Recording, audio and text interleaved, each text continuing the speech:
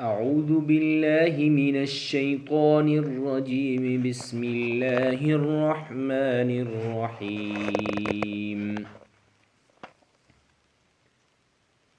هل أتاك حديث الغاشية؟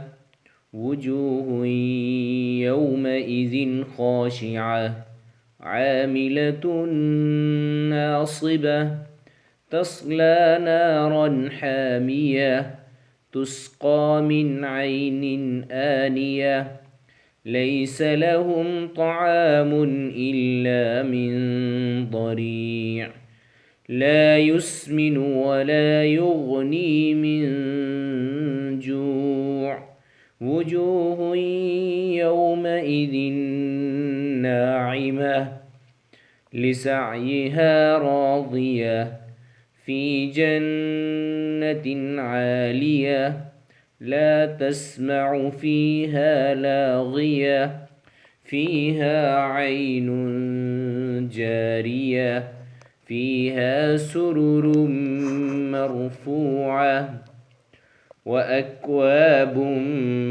موضوعة ونمارق مصفوفة وزرابي مبثوثة أفلا ينظرون إلى الإبل كيف خلقت وإلى السماء كيف رفعت وإلى الجبال كيف نصبت وإلى الأرض كيف سطحت فذكر إنما أنت مذكر لست عليهم بمسيطر إلا من تولى وكفر فيعذبه الله العذاب الأكبر إن إلينا